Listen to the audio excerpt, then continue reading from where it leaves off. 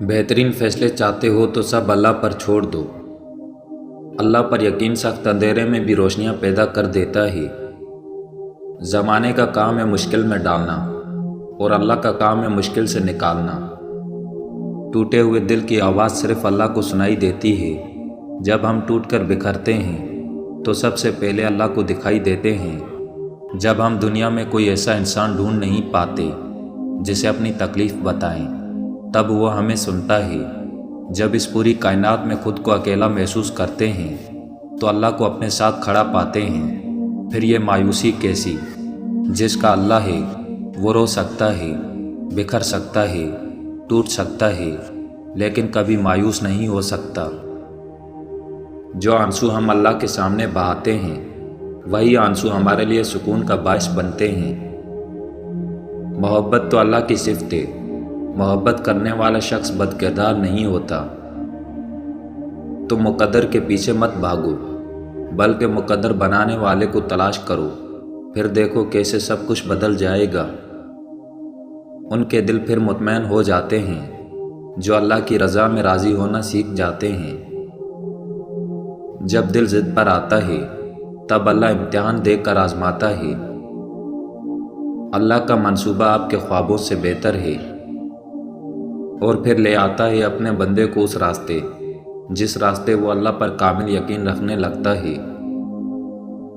تم اس اللہ پر یقین رکھو، ایسا یقین جو ہر شخص سے پاک ہو۔ بہترین ہے وہ راستہ جس کی منزل اللہ کی طرف لے جائے۔ جس نے مقدر لکھا ہے اس کے پاس مقدر بدلنے کے بھی اختیارات ہیں۔ وہ تم سے اتنی محبت کرتا ہے کہ دن میں 5 بار اپنی طرف بلاتا ہے۔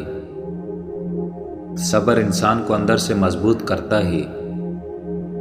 اپنے ارادوں میں مخلص رہو، تم اللہ کی مدد کو اپنے ساتھ پاؤ گے۔ اللہ تعالیٰ اس مومن سے خوش ہوتا ہے جو کسی مومن کی ضرورت کو پورا کرے، اس کا مقام جنت ہے۔ اچھی بات کہنا خاموشی سے بہتر، اور بری بات بولنے سے چپ رہنا بہتر۔ وہ لوگ نہایت قابل افسوس ہیں جو اپنے اخلاق سے لوگوں کے دلوں کو خوش نہیں رکھتے، حالانکہ دلوں کا خوش رکھنا خدا کی خوشنودی کی دلیل ہے۔ جو چیز انسان کو سب سے زیادہ جنت میں لے جانے والی ہے وہ تقوی اور حسن اخلاق ہے۔ مخلوق میں بدترین شخص وہ ہے جس سے لوگ پناہ مانگتے ہوں۔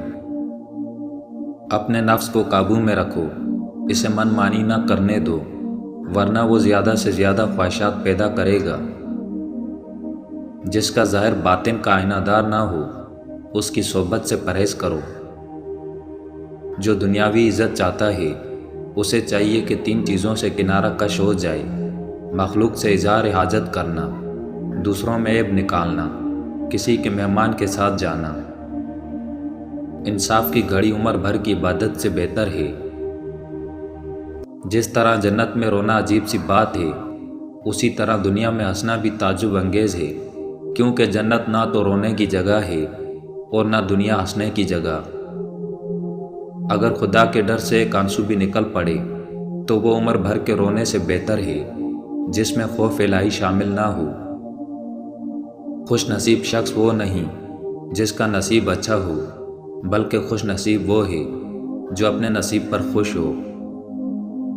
اس کھانے سے بہتر کوئی کھانا نہیں جس کو اپنے ہاتھوں سے کام کر کے حاصل کیا جائے۔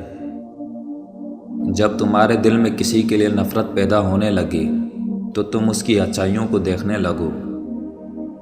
مخلص وہ ہے جو اپنی نیکیوں کو اس طرح چھپائے جیسے برائیوں کو چھپاتا ہے۔ کیسے ممکن ہے کہ وہ نہ ملے جو تہجد میں مانگا گیا ہو؟ دعا کریں، توکل رکھیں، صبر کریں، وہ کن فرمائے گا اور معجزے ہو جائیں گے۔ دل سے مانگو، اللہ بے شک رکھے گا دل تمہارا۔ اللہ کی رحمت سے مایوس نہ ہوں، وہ بہتر لے کر بہترین سے نواز دے گا۔ ایمان کا نور اللہ کے راستے میں ملتا ہے۔ اس کی رضا میں تمہاری خیر ہے، خیر اس کی کن سے ہے، اس کی کن اس کی حکمت ہے، اور اس کی حکمت میں اس کی محبت ہے، اور محبت کبھی ظلم نہیں کرتی، محبت ظالم نہیں ہوتی، محبت سراپا رحم ہے۔ دنیا کا ساتھ مطلب تک، اللہ کا ساتھ حشر تک۔ محبت اگر عیب دیکھتی تو اللہ ہماری طرف کبھی نہ دیکھتا۔ تم جو کچھ کرتے ہو سب اللہ کی نظر میں ہے۔ جب عبادت بوجھ نہ لگنے لگے تو سمجھ لو کہ اللہ سے عشق ہو گیا ہے۔ دو چیزیں اللہ نے انسان کو بڑی خاص دی ہیں، اللہ کا در، اللہ کا ڈر۔ ہاتھوں کی لکیروں پر نہیں، ہاتھ بنانے والے رب پر یقین ہونا چاہیے۔ حالات کوئی بھی ہوں، شکر ہمیشہ شکوے سے بہتر ہوتا ہے۔ اللہ سے ملاقات کرنا چاہتے ہو تو نماز دل سے ادا کیا کرو۔ میں نے غلطی کی، اس نے پردہ ڈالا، میں نے سجدہ کیا، اس نے تھام لیا۔